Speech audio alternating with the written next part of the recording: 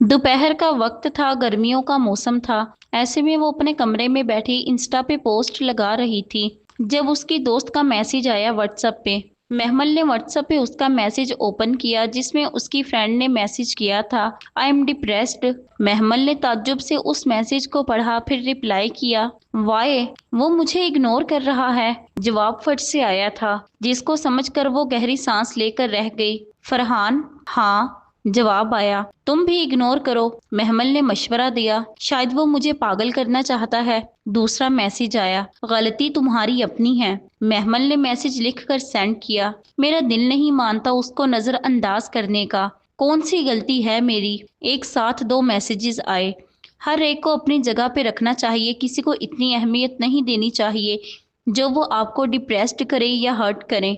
मतलब मेरी गलती ये है कि मैं मुखलिस होकर रिश्ता निभा रही हूँ, या मेरी गलती ये है कि मैंने उसको इज्जत देनी चाहिए। क्या किसी को इज्जत देना गुनाह है? उसे क्यों नहीं समझ आता? वो तो तहज्जुद का नमाजी है, तहज्जुद पढ़ता है। अल्लाह के इतने करीब होकर उसको क्या ये नहीं पता कि किसी को तकलीफ देना गुनाह है? महमल अपनी दोस्त का मैसेज पढ़कर उसकी तकलीफ का अंदाजा लगा सकती थी, पर उसको समझ नहीं आता था वो अपनी दोस्त को किस तरह, किस अंदाज से समझाए जो वो समझ जाए। इंसान मोमिन नमाजों से नहीं, दिल से होता है। ऐसे तो इबलीस ने भी नमाजें और सजदे बहुत किए थे। महमल ने कुछ सोचकर मैसेज सेंड किया जिसके जवाब पे उसकी दोस्त फातिमा ने हैरानी वाले इमोजी सेंड किए। फिर उसका दूसरा मैसेज आया जिसको पढ़कर उसको कुछ हंसी आई।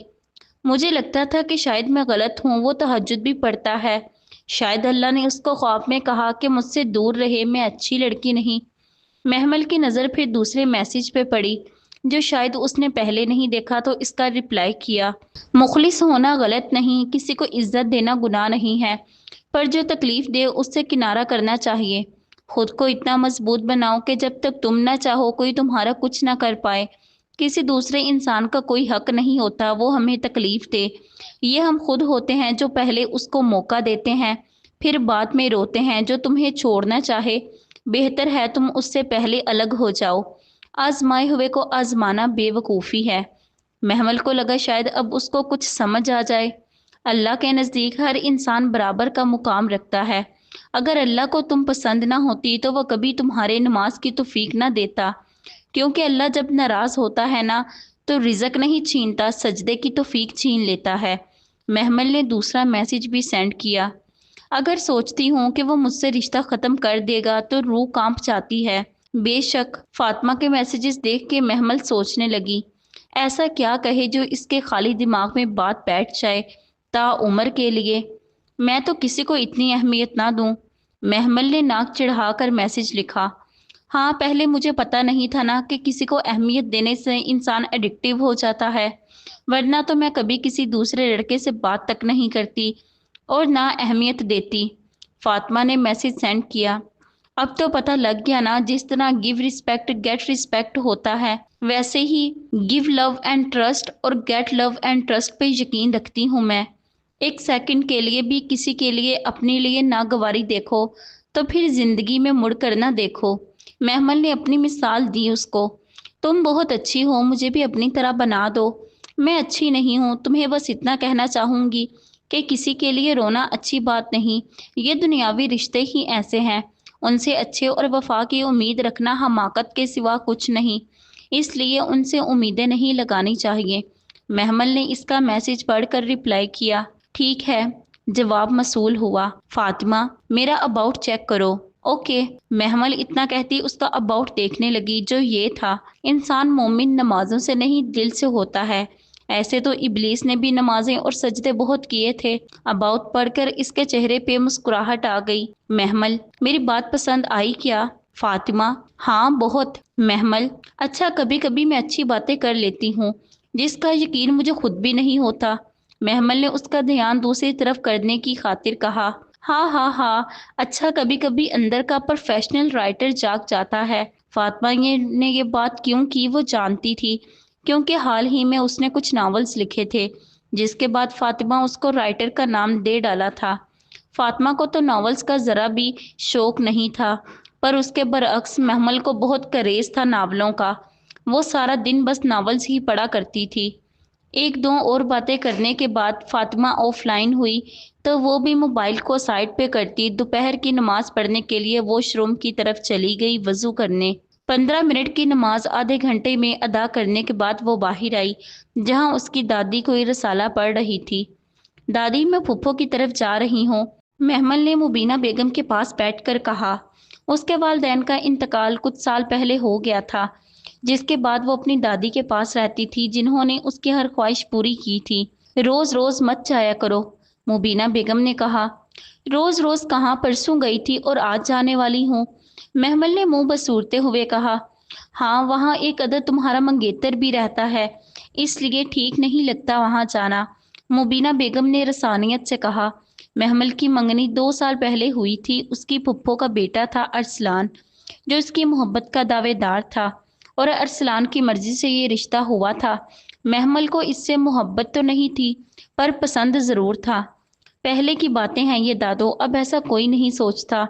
آپ مزے سے رسالہ پڑھیں، میں جا کر آتی ہوں، محمل نے شرارت سے ان کو دیکھ کر کہا۔ اس کو پتا تھا اس کی دادی صاحبہ کو رسالے پڑھنے کا اور ڈائجسٹ پڑھنے کا بہت شوق ہے۔ ٹھیک ہے، جلدی آنا، مبینہ بیگم نے کہا تو وہ سر ہلاتی باہر کی طرف جانے لگی۔ محمل اور فاطمہ کی دوستی کالج میں ہوئی تھی، جس میں پہل فاطمہ نے کی تھی۔ فاطمہ ایک خوش مزاج، شوق چنچل لڑکی تھی۔ سنجیدہ تو وہ تب ہوئی جب سے اس کی زندگی میں فرحان آیا تھا، تب سے ہو گئی تھی۔ محمل کو زیادہ دوستیں بنانے کا شوق نہیں ہوتا تھا، اوپر سے پہلے فاطمہ اس کو اپنی عجیب و غریب حرکتوں سے زچ کیے رکھتی تھی، جس سے اس کو غصہ آتا تھا، کیونکہ وہ غصے کی بہت تیز تھی۔ فاطمہ کو اس سے غصہ میں ڈر بھی لگتا تھا، مگر باز پھر بھی نہیں آتی تھی۔ جب موقع ملتا محمل کو غصے سے لال کر جاتی، کیونکہ اس کو بس محمل سے دوستی کرنی تھی۔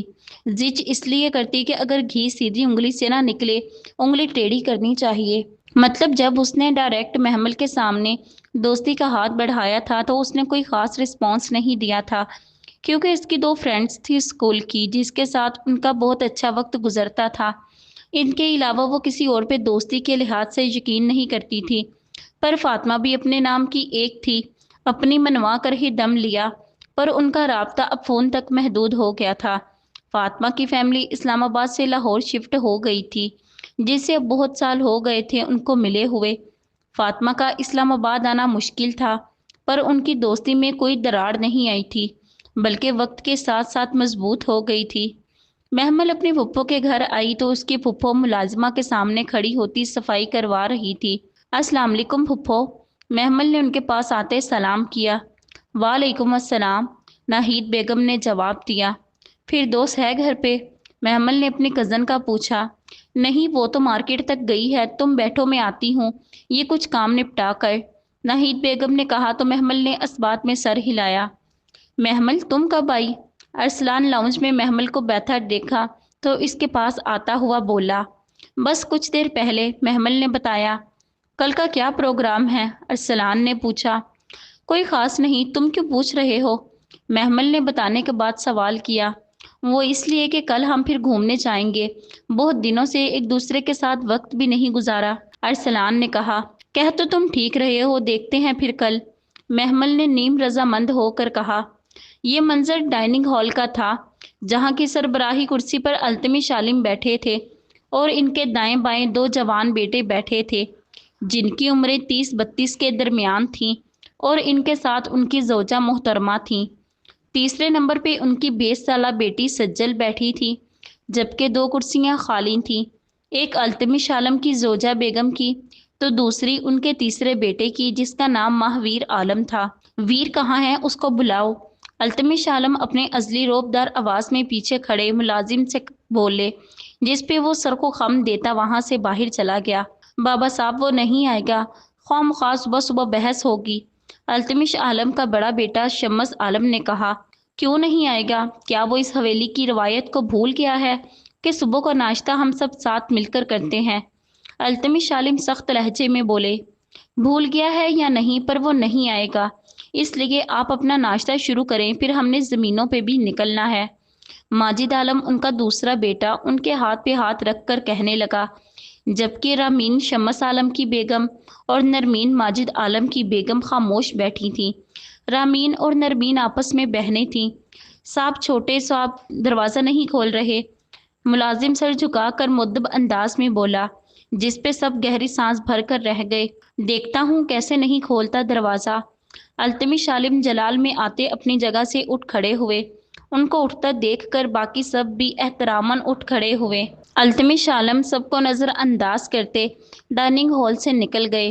ان کا ارادہ اب اپنے چھوٹے سپوت کی طرف جانے کا تھا، جس نے ان کا سکون خراب کر رکھا تھا۔ راہداری میں آتے سب کمروں کے سامنے سے گزر کر وہ ایک دروازے کے پاس رک کر دروازے پر دستک دینے لگے۔ ایک بار، دو بار، بار بار، مگر اندر سے کوئی جواب نہیں ملا۔ باقی سب سیڑھیوں کے وسط میں کھڑے تھے۔ شمس عالم نے ملازم کو اشارہ کیا تو وہ کچھ دیر میں ڈپلیکیٹ چابی لے کر آیا۔ شمس عالم وہ لیتا، التمش عالم کے ساتھ کھڑا ہوتا، دروازے کا لاک کھولنے لگا۔ چڑ کی آواز سے دروازہ کھلتا چلا گیا۔ التمش عالم شمس کو باہر رہنے کا اشارہ کرتے خود بھاری قدموں کے ساتھ اندر داخل ہوئے، جہاں ہر چیز نفاست سے موجود تھی۔ پورا کمرہ وائٹ کلر سے آراستہ تھا، جبکہ پردوں کا کلر ڈارک بلو کلر کا تھا۔ التمش عالم کی نظر بیڈ پہ کمبل میں لپٹے وجود پہ تھی۔ وہ بیڈ کے سامنے آتے کمبل ہٹائے تو ان کا چہرہ غصے سے سرخ ہو گیا، کیونکہ بیڈ پہ کوئی وجود نہیں بلکہ تکیوں کا ڈھیر تھا۔ التمش عالم نے غصے سے کمبل فرش پہ پھینک دیا۔ شمس اندر آیا تو بیڈ پہ نظر پڑی تو اس کی ہنسی نکل گئی، پر اپنے باپ کو اتنے غصے میں دیکھا تو باہر نکل گیا۔ جب اس کے کانوں پہ باپ کی آواز آئی، پتہ کر کے بتاؤ ساری رات کہاں آوارہ گردی کرتا پھر رہا ہے۔ یہ 3 کمروں پہ مشتمل چھوٹا سا خوبصورت اپارٹمنٹ تھا، پر ابھی وہاں کے لاؤنج میں دیکھا جائے تو ہر جگہ برگر، چپس کے پیکٹ، پیزا کے ڈبے اور شراب کی بوتل یہاں وہاں بکھری پڑی تھی، جیسے جن چڑیلیں ناچ کے گئی ہوں۔ وہاں ڈبل صوفے پر ایک ٹانگ صوفے پہ تو دوسری نیچے لٹک رہی تھی۔ کوئی وجود اوندا منہ لیتا ہوا تھا۔ ایک سائڈ پہ کارپٹ پہ بھی ایک لڑکا سویا ہوا تھا، ساتھ میں کچھ دوری پہ دوسرا لڑکا بھی تھا، اور ایک سنگل صوفے پہ تھا جہاں ایک اور لڑکا موبائل ہاتھ میں لیے کال پہ بات کرنے میں مصروف تھا۔ ویر، طاہر، نادر، اٹھ جاؤ، دوپہر کے 3 بجنے والے ہیں۔ صوفے پہ بیٹھا لڑکا موبائل سائڈ پہ کرتا ان سب کو جگانے لگا۔ 10-15 منٹ مشقت کے بعد انہوں نے اٹھنے کی زحمت کی۔ میرے لیے لیمو پانی لے کر آؤ، سر درد سے پھٹا جا رہا ہے۔ ماویر کسمکسا کر اٹھتا حکمیہ انداز میں جنید سے بولا، اور پیو 2-3-4 بوتلیں شراب کی۔ جنید بڑبڑاتا اٹھ گیا، تیرے گھر سے 50 کالز آ چکی ہیں مجھ کو۔ طاہر نے اپنا فون چیک کیا تو ماویر سے کہا، اور مجھے 70 کالز آ چکی ہیں تیرے بڑے بھائی کی۔ نادر بھی حیرت سے بولا، جس پہ ماویر نے بیزاریت سے تاثرات چہرے پہ سجائے۔ کال بیک کر کے بتاؤ میں زندہ ہوں۔ ماویر اپنا فون ہاتھ میں لیتا بولا، یہ پکڑو اپنا لیمو کا پانی۔ جنید گلاس ماویر کے سامنے کرتا بولا، اپنا فون چیک کرنا۔ ماویر نے گلاس پکڑ کر کہا، کیا چیک کروں؟ صبح سے لے کر 500 دفعہ تمہارے گھر سے کالز آ چکی ہیں، جس سے میری نیند خراب ہوئی۔ اپنے گھر والوں کو بتا کر آیا کرو، ایسے پریشان ہوتے ہیں جیسے ایک سالہ بچہ گھر سے باہر گیا ہو۔ جنید نے اکتاہٹ بھرے لہجے میں کہا، اب ان کو پریشان ہونے کی عادت ہے تو میں کیا کہہ سکتا ہوں؟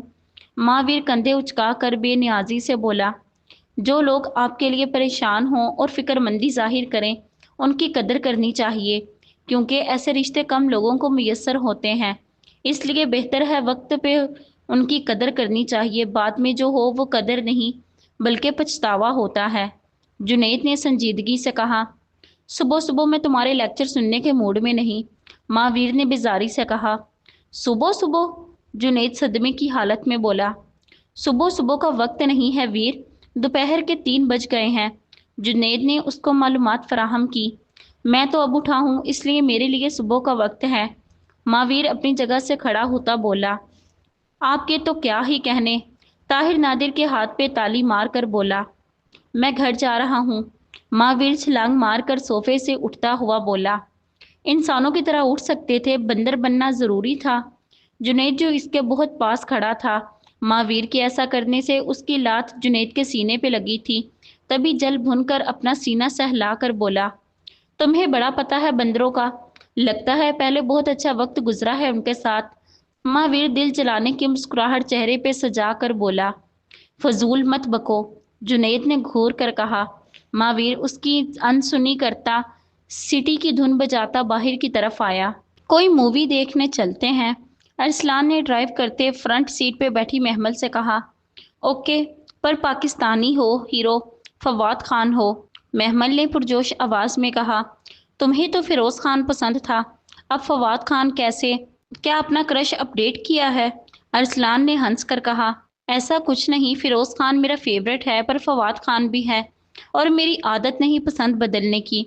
मुझे जो चीज़ पहले पसंद आती है उसके बाद चाहे कितनी ही खूबसूरत चीज़ें नज़रों के सामने आएं पर मेरी पसंद नहीं बदलती। महमल ने संजीदगी से कहा। चल यार, मैं मजाक कर रहा था, तुम तो संजीदा हो गई। अरसलान उसका चेहरा देखकर बोला, जिस पे महमल ने सिर्फ सर हिलाने पे इत्तफा किया। महावीर अपनी जीप पे बैठा फुल आवाज पे म्यूजिक सुन रहा था। साथ में उसने जीप को भी तेज स्पीड पे छोड़ा था। वो गानों से लुत्फ उठाता जीप ड्राइव कर रहा था जब सामने गुजरते लड़के को देखकर इसने हॉर्न दिया, पर स्पीड तेज होने की वजह से जीप लड़के की टांग पे लगी थी, जिससे वो कुछ दूर जा गिरा। महावीर ने बेजारी से आसपास रश खड़े होते देखा, फिर बालों में हाथ फेरा। महमल जो अरसलान का इंतजार कर रही थी, जब इसकी टक्कर जीप से होता देखी तो फौरन से गाड़ी का लॉक खोलती बाहर आई, जहां रोड पे अरसलान अपनी टांग पकड़े बैठा था। उसके चेहरे पे तकलीफ के आसार साफ नुमाया थे। Arsalan, are you okay? महमल ने परेशानी से पूछा। मर नहीं गया, अब इसको दूर करो ताकि मैं जा सकूं। अरसलान की बजाय पीछे से आती मर्दाना भारी आवाज सुनकर उसने गर्दन मोड़ कर देखा, जहां खाकी कलर की गोल शर्ट के साथ वाइट जीन्स पहने बिखरे बालों के साथ एक लड़का चेहरे पे बेजारी सजाए खड़ा था। आपको नजर नहीं आ रहा इसको चोट लगी है? महमल अरसलान से दूर होती हुई महावीर के रूबरू खड़ी होते बोली। आपको नजर नहीं आ रहा वो जिंदा है, मेरी जीप बीच रास्ते पे खड़ी है। महावीर उसी के अंदाज में बोला। ओ, तो वो जीप आपकी है जिससे अरसलान का एक्सीडेंट हुआ, उस पे बजाय आप शर्मिंदा होने के हमें दूर हटने का कह रहे हैं। महमल सारी बात समझती लड़ाका अंदाज में बोली। इन सब में वो अरसलान को फरामोश कर बैठी थी, पर वहां खड़े कुछ आदमियों ने उसको एक बेंच पे बिठा दिया था। देखो मिस लड़ाका, मुझे देर हो रही है, अपनी लड़ाई का ख्याल बात के लिए रख लो, जिंदगी में दोबारा मिले तो अपना शौक पूरा कर लेना और फुर्सत से जितनी चाहे उतनी लड़ाई कर लेना, पर अभी सामने से हटो, मुझे काम है ज़रूरी। महावीर ने उसका चेहरा देख कर कहा। आपकी हिम्मत कैसे हुई मुझे लड़ाका बोलने की? आप होते कौन हैं मुझे लड़ाका बोलने वाले? आप मेरे बारे में जानते ही क्या है जो मुझे लड़ाका बोल रहे हैं? एक तो मजलूम का एक्सीडेंट किया, ऊपर से रौब जमा रहे हैं। पर मैं एक बात बता दूं, मेरा नाम महमल इशफाक है, जिसने कभी किसी के रौब में आना सीखा ही नहीं। महमल एक सांस में कहती अरसलान की तरफ इशारा करने लगी, जो कहीं से भी मजलूम नहीं लग रहा था। अबे यार, कोई हटाओ इसको।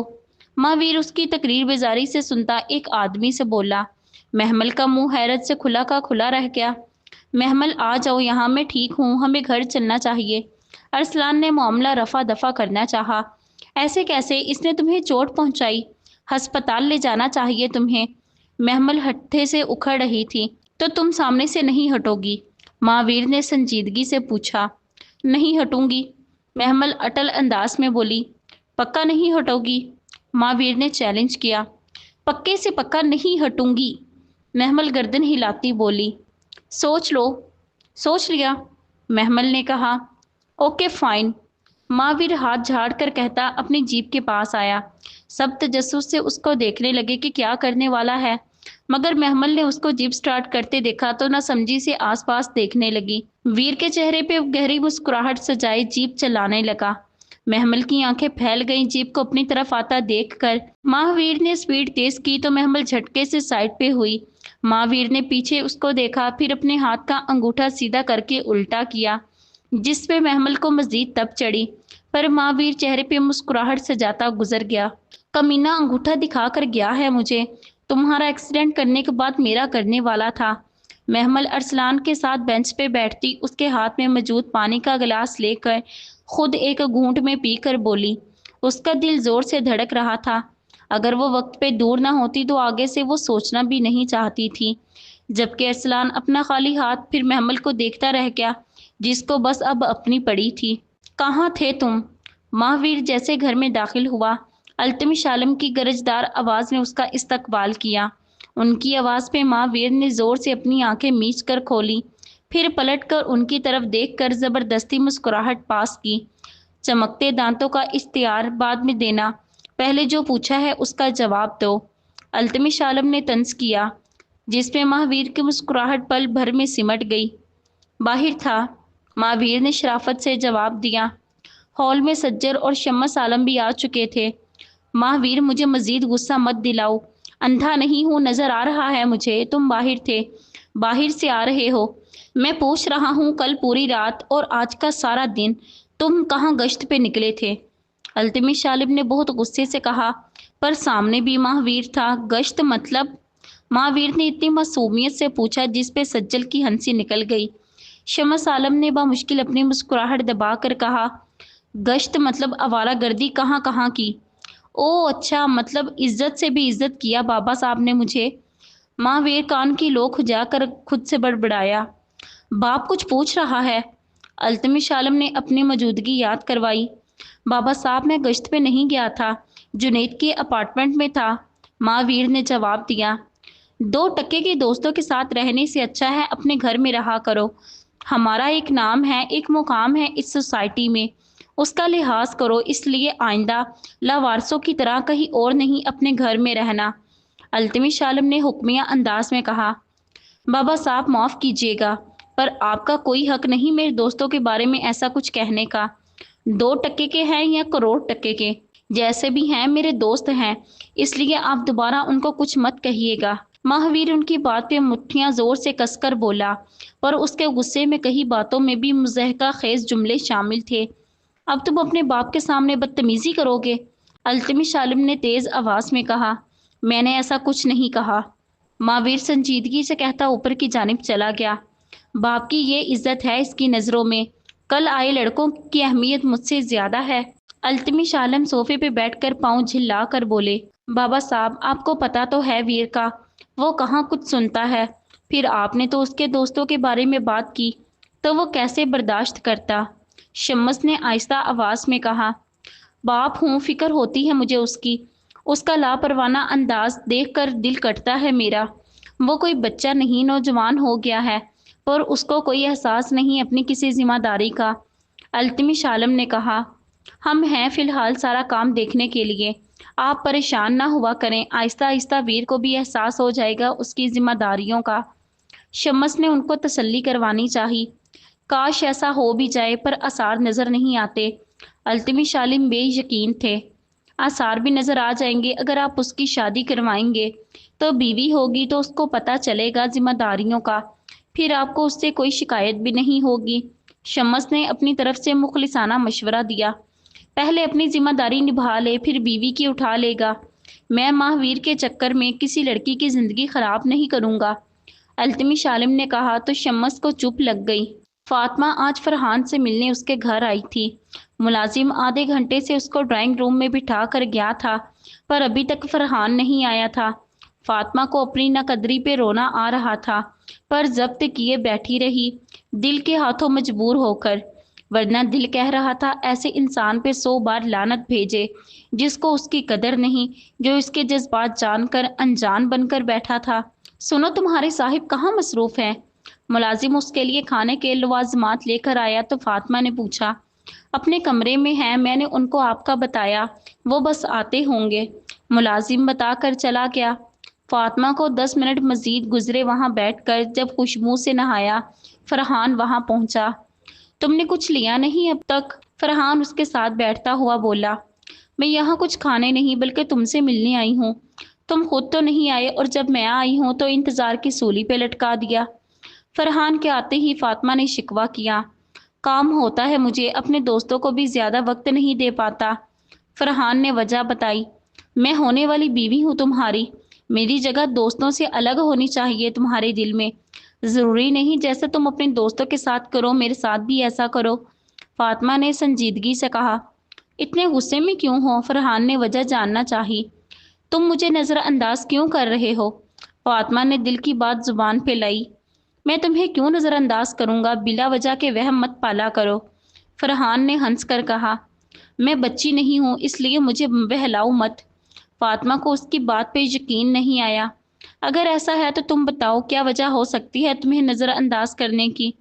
فرحان نے سارا معاملہ اس پہ چھوڑا۔ وہ تو تم بہتر بتا سکتے ہو نا؟ فاطمہ نے منہ کے زاویے بگاڑے۔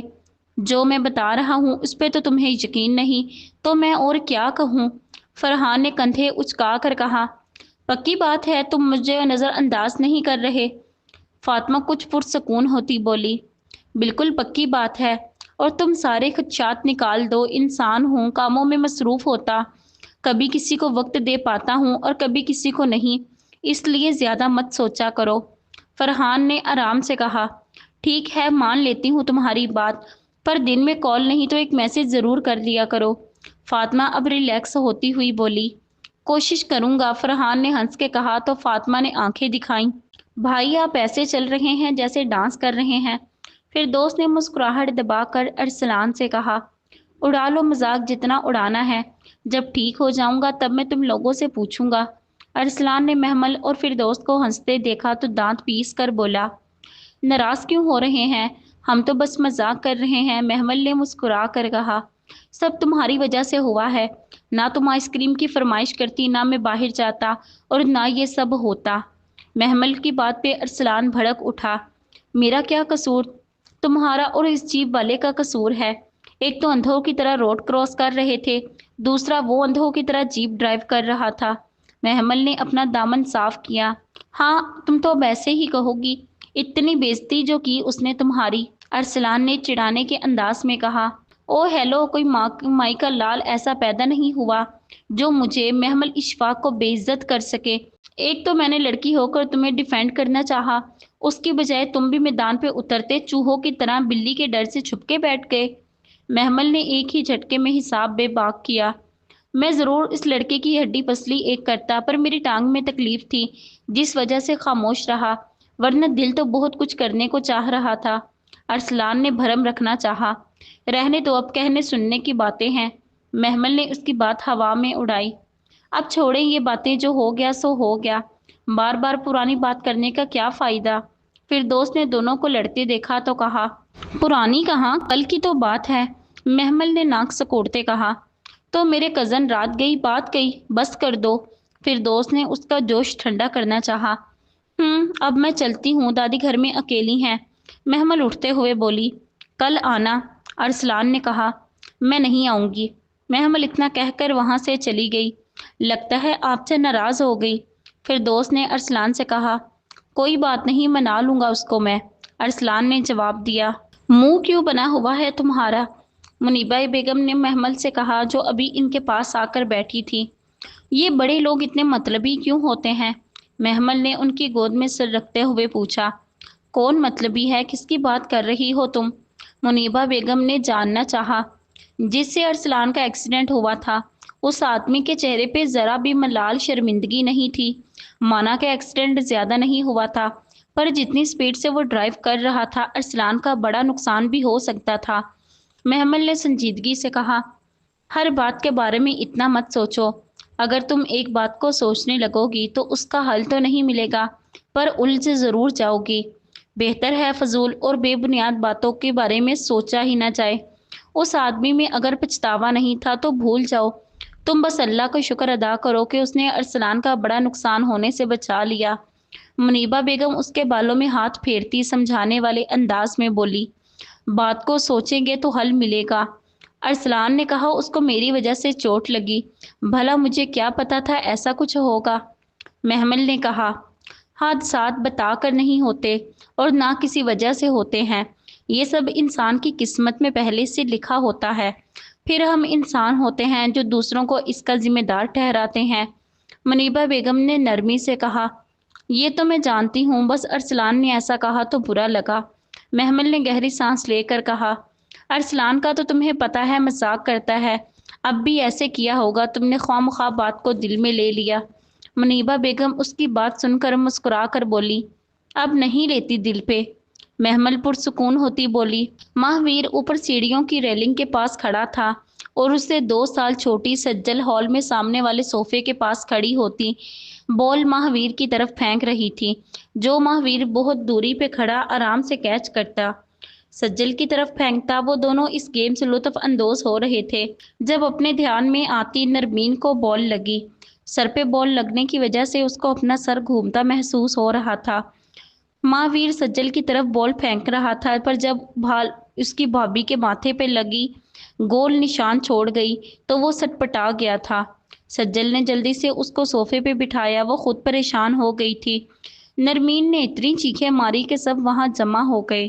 مہاویر بھی خود پہ فاتحہ پڑھتا سب کے درمیان کھڑا ہو گیا، ورنہ دل چاہ رہا تھا بنا دیر کیے یہاں سے 9 2 11 ہو جائے۔ کیا ہو گیا ہے نرمین؟ کیوں بچوں کی طرح واویلا مچایا ہوا ہے؟ التمش عالم وہاں آئے تو نرمین کو بین کرتا دیکھا تو کڑک آواز میں بولے، بابا صاحب میں بچوں کی طرح واویلا نہیں کر رہی۔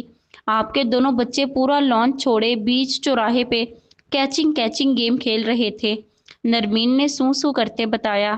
نرمین کے کیچنگ بولنے پہ مہاویر اور سجل کے منہ سے ہنسی کا فوارہ نکل گیا۔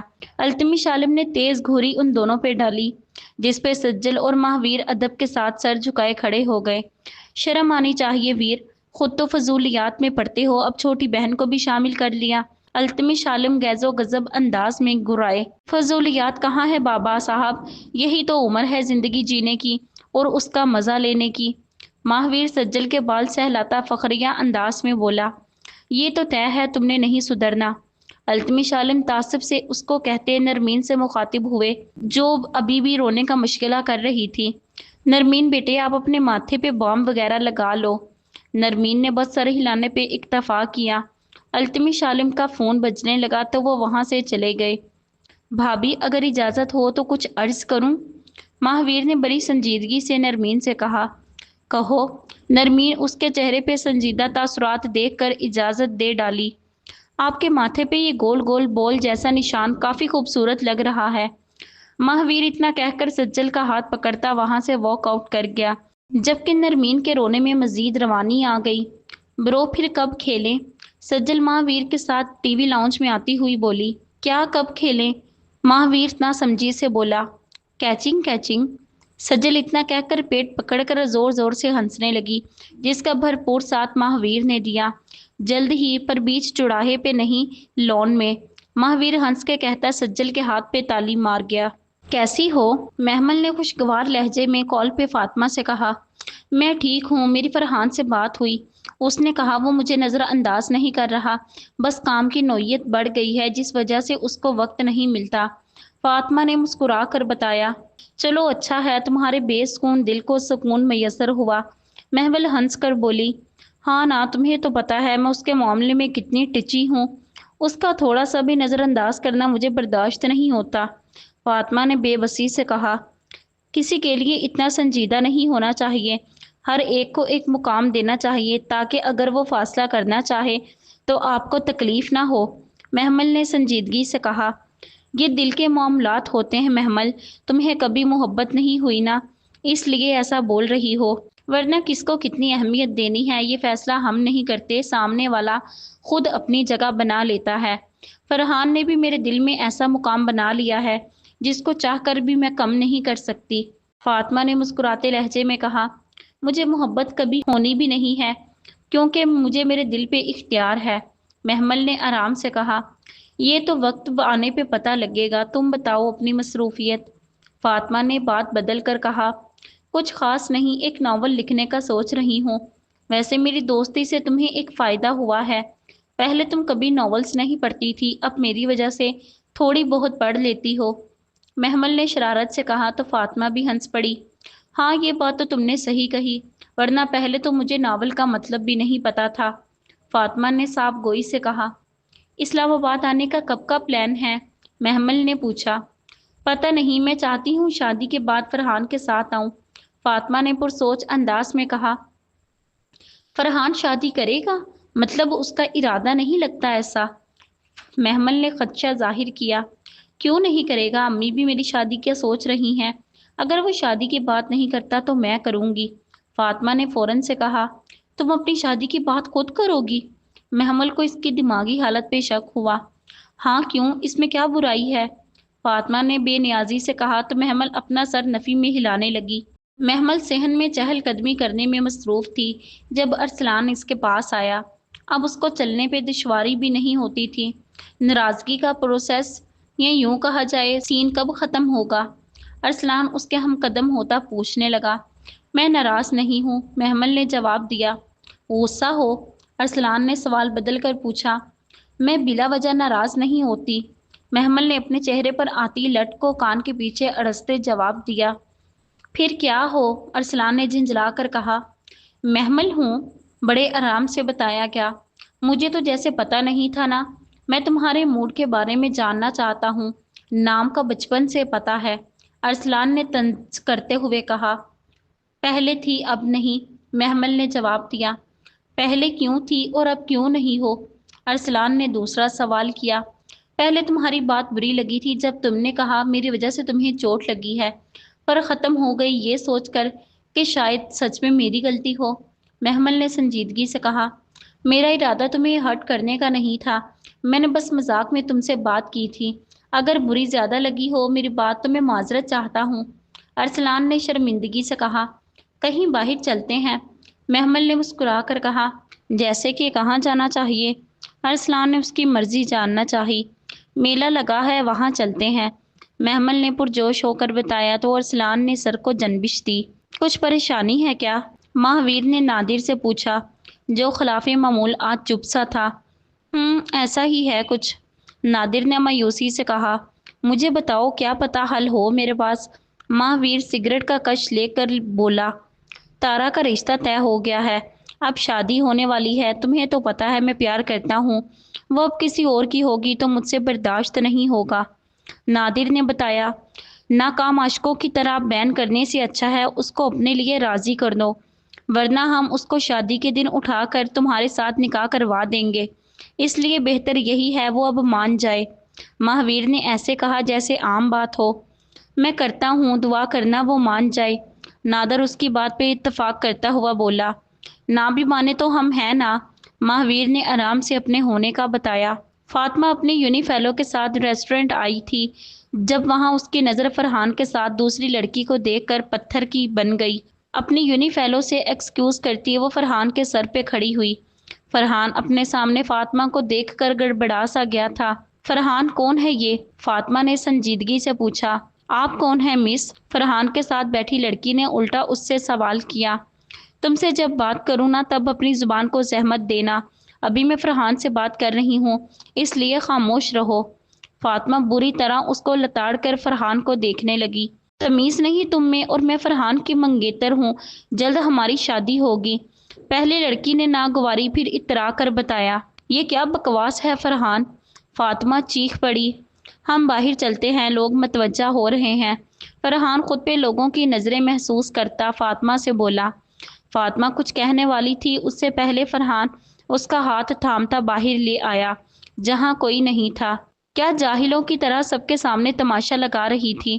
فرحان نے سخت لہجے میں کہا۔ یہ کس انداز میں مجھ سے بات کر رہے ہو تم؟ فاطمہ دنگ سی فرحان کا نیا روپ دیکھ رہی تھی جو آج اس پہ اشکار ہوا تھا۔ اگر اتفاق سے اس کی نظر نہ پڑتی تو شاید وہ ابھی تک بے خبر ہی رہتی، اور فرحان جانے کب تک اس کی آنکھوں میں دھول جھونکتا۔ وہ لڑکی کیا بول رہی تھی؟ کیا سچ میں وہ تمہاری منگیتر ہے؟ فاطمہ اپنے زخمی ہوتے دل سے یہ سوال پوچھ رہی تھی۔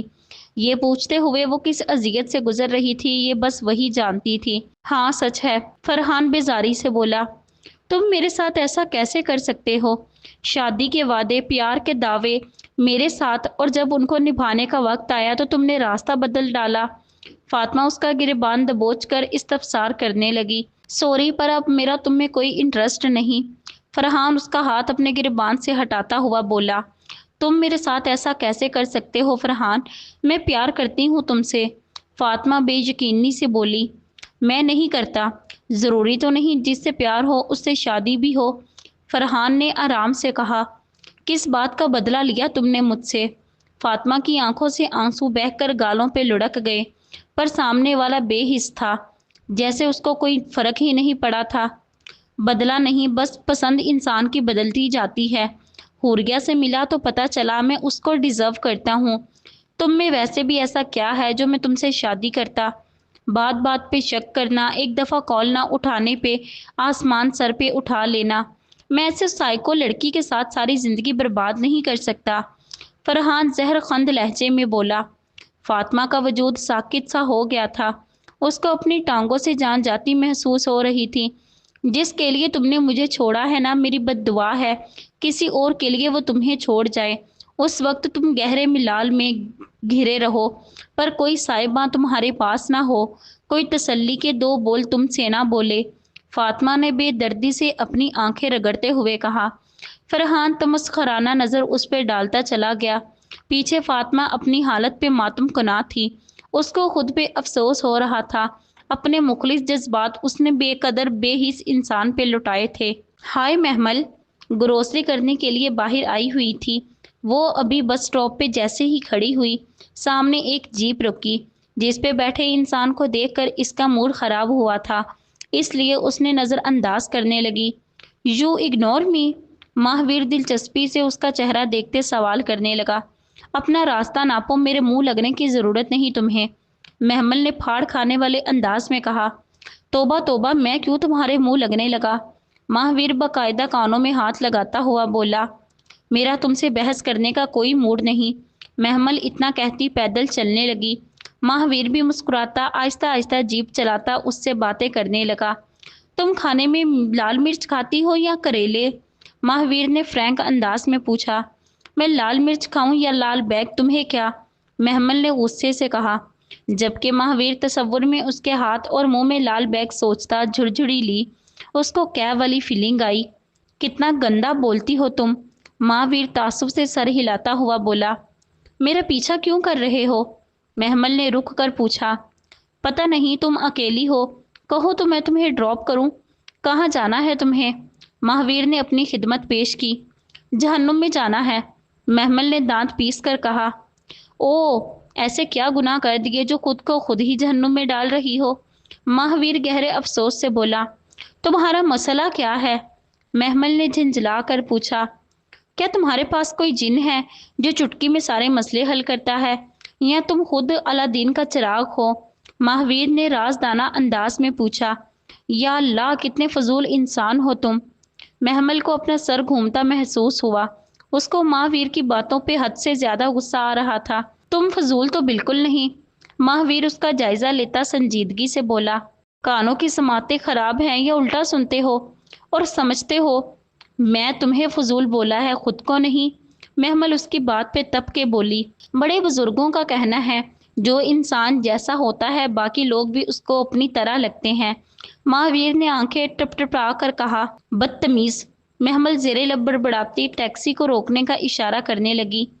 مس، میں آپ کو بحفاظت آپ کے حجرے میں چھوڑ آؤں گا، ماہویر نے مسکراہٹ دبا کر کہا۔ حجرے میں تم رہتے ہوگے، میں نہیں، محمل نے غراتے ہوئے کہا۔ اب تو پکا یقین ہو گیا، لال کالی ہری نیلی پیلی مرچیں کھاتی ہو تم، ورنہ کوئی اتنا غصہ کیسے کر سکتا ہے؟ ماہویر اپنا ہاتھ دوسرے ہاتھ پہ مار کر بولا۔ ہو گیا ہے یقین، اب بھاڑ میں جاؤ، محمل کہتی ٹیکسی میں بیٹھ گئی۔ واہ جی واہ، کیا قسمت ہے، مطلب اس لڑکی کو مجھ سے زیادہ اس ٹیکسی ڈرائیور پہ یقین تھا۔ ہاؤ اسٹرینج، ماہویر خود سے کہتا اپنی جیپ سٹارٹ کرنے لگا۔ محمل گھر واپس لوٹی تو اپنے سیل فون پہ فاطمہ کی اتنی کالز دیکھ کر پریشان ہو گئی۔ اس نے پہلے گروسری کا سارا سامان کچن میں سیٹ کیا، اس کے بعد اپنے کمرے میں آ کر فاطمہ کو کال بیک کی۔